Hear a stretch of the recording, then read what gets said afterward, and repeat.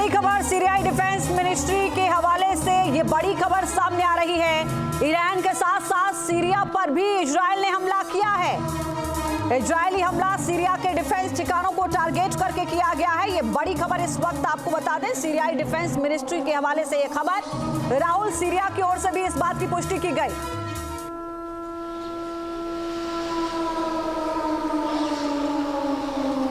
देखिए, सीरिया की तरफ से पुष्टि की गई है, लेकिन सीरिया अगर कुछ हमला करने की कोशिश या जवाबी कार्रवाई करने की कोशिश करता है तो बहुत ज़्यादा असर नहीं पड़ेगा, क्योंकि इससे पहले हमने देखा था कि 3 दिन पहले तुर्किया की तरफ से भी सीरिया पे हमला किया गया था। और ये पूरे कॉन्फ्लिक्ट की शुरुआत हुई थी वो भी तब हुई थी जब सीरिया की राजधानी में जो कॉन्सुलेट ऑफिस है उसे निशाना बनाया गया था ईरान के। तो सीरिया के अंदर वैसे भी गृह युद्ध जैसी स्थिति है, वहाँ पे कई तरह के ISIS से लेकर के कुर्द फोर्सेस से लेकर के सीरियन आर्मी से लेकर के प्रो डेमोक्रेटिक फोर्सेस तक काम कर रही है। ऐसे में उसका कहना बहुत ज़्यादा फर्क नहीं पड़ता।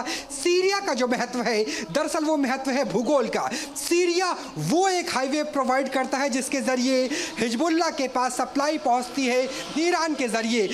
तो उसी सप्लाई लाइन को बाधित करने की, तोड़ने की कोशिश इस बार के हमले में भी की गई है। राहुल, मैं लौट रही हूँ एक और बड़ी खबर। ईरान पर हमले से पहले अमेरिका को दी गई थी इस पूरे हमले की जानकारी।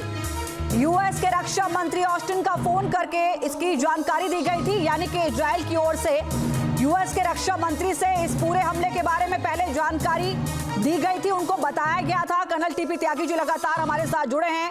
सर, मैं ये जानना चाह रही हूँ, जाहिर है अब तक जितने भी हमले किए हैं इजराइल की ओर से, कहीं ना कहीं कुछ में डायरेक्टली समर्थन अमेरिका का रहा है, कुछ में मूक समर्थन अमेरिका का रहा है, और यहाँ भी उसने कहा कि ये अधिकार था इजराइल का, उसने इसका इस्तेमाल किया। मिडिल ईस्ट में अब यहाँ से इस जंग को आप किधर जाते हुए देख रहे हैं? हमला बदले का हमला, ये शक्ति प्रदर्शन तक सीमित रहेगा या ज्यादा दायरा बढ़ेगा? देखिए, अगर पुराने इवेंट्स को देखें तो मुझे लगता है कि इसका एस्केलेशन नहीं होगा।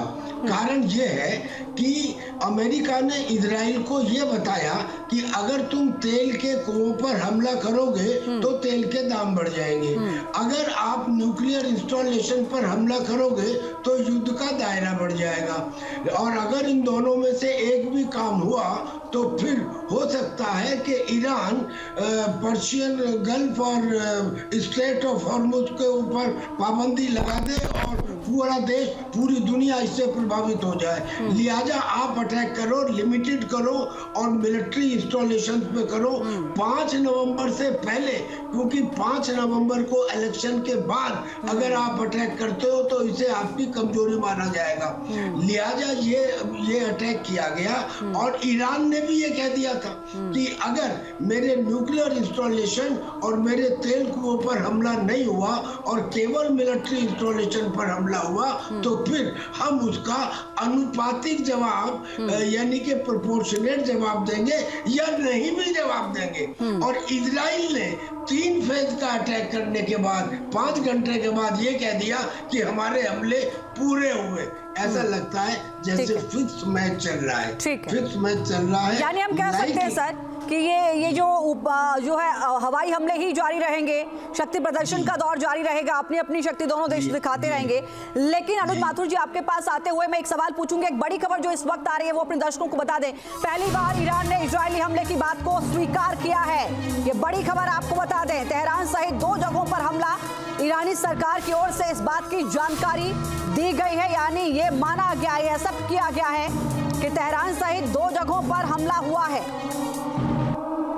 अनुज माथुर सर, मेरा सवाल सीधा सा है, जो अभी मौजूदा जंग हम देख रहे हैं, यहाँ बेशक समय लेकर इजराइल अटैक करता हो, लेकिन उसके जो हमले होते हैं वो कितने सटीक और सेलेक्टिव होते हैं, वो ईरान पर भी हम देख रहे हैं। मौजूदा संघर्ष में इजरायली हमलों की सटीकता ने लोगों को चौंकाया भी है। क्या यही फर्क है दोनों खेमों की ताकत का? बिल्कुल बिल्कुल, आपने सही, बिल्कुल सटीक आपका आकलन है। देखिए, सबसे बड़ी ताकत इजराइल की है, उनकी इंटेलिजेंस एजेंसीज, उनके वो लोग जो कि उनको करेक्ट रियल टाइम इनपुट्स देते हैं, चाहे वो ईरान में हो। यही वजह है, आप देखेंगे किस प्रकार से उन्होंने अपने लीडरशिप को एलिमिनेट किया है, चाहे इस्माइल हानिया हो, चाहे कोई भी हो। तो ये एक उनका बहुत बड़ा एसेट है, और इसकी वजह से वो पिन पॉइंटेड एक्यूरेट अटैक करके और वापस आ सकते हैं। दो चीजें आप इसमें देखिएगा प्लीज कि उसमें एक ईरान की एयर डिफेंस की वीकनेस जो है वो बिल्कुल खुल के सामने आ गई है कि 100 जहाज आकर के 3 फेज में, एक फेज में 3 फेजेस में आकर के आपके ऊपर हमला करके चले जाते हैं। तो ये बात बिल्कुल साफ है कि इजराइल का हमला वेरी वेरी वेल प्लान्ड और सर्जिकल प्रिसिशन के साथ एग्जीक्यूट किया हुआ हमला है, जिसने जो उनका टारगेट था और जो उनका उद्देश्य था उस उद्देश्य को उन्होंने पूरा किया है। एक और चीज मुझे 1 मिनट हो जी सर, कंटिन्यू कि इजराइल शायद ये भी जानना चाहता है कि उसके इस प्रकार के हमलों का क्या रिएक्शन होगा, ताकि वो आने वाली अपनी स्ट्रेटेजी को अकॉर्डिंगली प्लान कर सके। लिटमस टेस्ट के तौर पर आप देख रहे हैं, एक आप कह सकते हैं कि ये तो सिर्फ ट्रेलर के तौर पर इजराइल ने दिखाया है। मधुरेंद्र इस वक्त मेरे साथ जुड़े हैं। मधुरेंद्र, ये कहना तो गलत नहीं है कि ये एक्सपेक्टेड था, कोई सरप्राइजिंग तो नहीं था, लेकिन आगे की रणनीति क्या इजराइल की सरप्राइजिंग हो सकती है? ये तो एक्सपेक्टेड था कि इजराइल हमला करेगा, इसकी तो साफ तौर पर जानकारी भी इजराइल की ओर से दी गई थी और कहा गया था कि जब हमला होगा तो इजराइल की ताकत पता चलेगी ईरान को। जा रहा है जिसमें आप इंफॉर्मेशन वॉरफेयर देख रहे हैं, साइकोलॉजिकल वॉरफेयर देख रहे हैं, ग्राउंड ऑपरेशन देख रहे हैं, एयर ऑपरेशन देख रहे हैं। और ये सिर्फ इजराइल और ईरान तक सीमित नहीं है, बल्कि आप देखिए तो ईरान के तमाम प्रॉक्सीज के साथ भी पिछले 1 साल से जंग के मैदान में इजराइल दिखाई दे रहा है। हमास को निपटा चुका है, हिजबुल्लाह पे वॉर रेज कर चुका है। ईरान को खुद इजराइल ने ड्रैग किया जब 1 अप्रैल को उसने दमिश्क स्थित उसके कॉन्सुलेट पर वाणिज्यिक दूतावास पर हमला किया, उसके टॉप कमांडर रजा जहीदी को मार गिराया। उसके बाद 13 अप्रैल को ईरान ने पहली बार इजराइल के ऊपर अपने ड्रोन के जरिए स्ट्राइक किया था, उसमें कुछ क्रूज मिसाइल भी शामिल थे। उसके बाद भी इजराइल ने ईरान को छोड़ा नहीं, बल्कि उसी की जमीन पर आप देखिए किस तरह से दरअसल 31 जुलाई को हमास के चीफ इस्माइल हानिया का असैसिनेशन होता है और उसके बाद भी लंबा वक्त ईरान लेता है रिटेलिएट करने के लिए, तब जबकि हिजबुल्लाह के खिलाफ इजराइल वॉर को रेज कर देता है और हिजबुल्लाह चीफ नसरुल्लाह को मार गिराता है। तब जाकर ईरान को लगता है कि उसकी प्रेस्टीज जो है वो पूरी दुनिया में एट स्टेक है, उसके रेजिस्टेंस फोर्सेज भी उस पर भरोसा नहीं करेंगे और तब जाके 1 अक्टूबर को ईरान इजराइल पर हमला करता है। इजराइल रिटेलिएट करने के लिए जो प्लान बनाता है उस पर अमेरिका सहमत नहीं होता है, क्योंकि अमेरिका को लगता है कि वो चुनाव के मैदान में है और जिस तरह का जंग